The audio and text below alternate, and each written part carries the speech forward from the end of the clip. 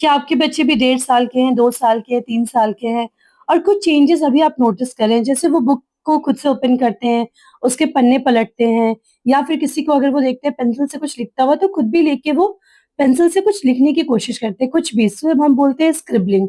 Scribbling जिसे हम बोलचाल की भाषा में बोलते हैं घसना। जी हाँ, आप देखते होंगे बच्चे अक्सर पेंसिल हो गया, क्रेयॉन हो गया, उसको लेके कॉपी पे हो गया, वॉल पे हो गया, वो घसने की कोशिश करते हैं। तो हमें लगता है कि अरे क्या बच्चा ये चीज़ें कर रहा है, लेकिन एक्चुअली में ये बहुत ही इम्पोर्टेंट एक्टिविटी है, जो अगर बच्चे कर रहे हैं तो बहुत अच्छी बात है।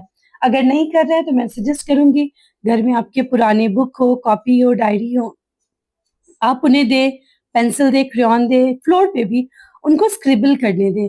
अब आप पूछेंगे इससे क्या फ़ायदा होता है? तो देखिए, स्क्रिबलिंग या फिर घसना जिसे हम बोलते हैं वो माइलस्टोन डेवलपमेंट का इम्पोर्टेंट पार्ट होता है। बच्चों की जैसे-जैसे हाथों में ताकत आती है ना, वो चीज़ों को अपने हाथ से होल्ड करना सीखते हैं। यही एक टाइम होता है कि बच्चे यहाँ पे पेंसिल पकड़ना भी सीखते हैं, चाहे जैसे वो पकड़े, मुट्ठी से पकड़े, चुटकियों से पकड़े। इससे क्या होता है ना, उनकी उँगलियों में, उनके हाथों में धीरे-धीरे, धीरे-धीरे ताकत आती है। जो मसल है उनका इस्तेमाल होता है, उससे वो होल्ड करते हैं, पकड़ते हैं। तो इससे क्या होगा, जब वो बड़े होके राइटिंग करेंगे तो उनको परेशानी कम होगी।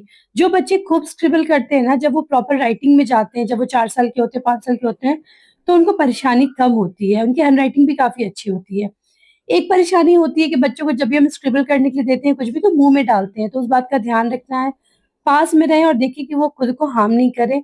मेरा बच्चा भी मुँह में डालता है, पेंसिल हो गया, क्रेयॉन हो गया, लेकिन मैं कोशिश करती हूँ कि वो ना डाले, उसके साथ में रहती हूँ।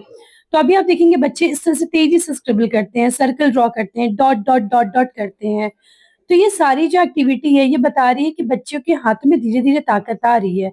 बच्चों की हैंड आई कोऑर्डिनेशन इससे इम्प्रूव होती है, बच्चों का ग्रिप बनता है और ये पढ़ाई से रिलेटेड नहीं है। ये पर सिर्फ पढ़ाई ऐसा नहीं हम इसलिए करवा रहे हैं कि बच्चे हमारे बहुत अच्छी हैंडराइटिंग हो उनकी, नहीं। ये एक ऐसी एक्टिविटी है जहाँ बच्चे काफ़ी देर तक बिज़ी रहते हैं। आप देखेंगे ना, आप उनको मोबाइल नहीं दो, टीवी नहीं दो, पुरानी डायरी, कॉपी, पेंसिल दे दो कलरफुल, काफ़ी देर तक वो इसमें लगे रहेंगे। इनफैक्ट आप उनके साथ करो, जैसे मैं साथ में करती हूँ। मैं एक लाइन ड्रॉ करती हूँ, फिर मेरा बेबी एक लाइन ड्रॉ करता है या फिर फ्लोर पे मैं क्रेयॉन से कुछ ना कुछ स्क्रिबल करती हूँ, उसे देख वो कॉपी करता है। तो इससे क्या होता है, एक तो काफ़ी देर तक मोबाइल, टीवी ये सब से बिल्कुल दूर रहा। एक इम्पोर्टेंट एक्टिविटी होती है, हैंड आई कोऑर्डिनेशन इम्प्रूव हुआ, बच्चों की हाथों में ताकत आई, मसल स्ट्रॉन्ग हुआ। इसके अलावा फाइन मोटर स्किल डेवलप होता है। तो ये सारी चीज़ें कहीं न कहीं बच्चों के ओवरऑल डेवलपमेंट में काफ़ी सहायक होती है। और फ्लोर पे क्या बच्चे ने स्क्रिबल किया, आप आराम से सफाई कर सकते हो। तो मैं सजेस्ट करूँगी पेरेंट्स को कि आपके बच्चे भी अगर 2.5 साल के, 2 साल के, 1.5 साल के, 3 साल के हैं, तो बच्चों को स्क्रिबल करने दीजिए, जी भर के स्क्रिबल करने दीजिए। इससे उनके हाथों में ताकत आएगी और उनका डेवलपमेंट काफ़ी अच्छा होगा।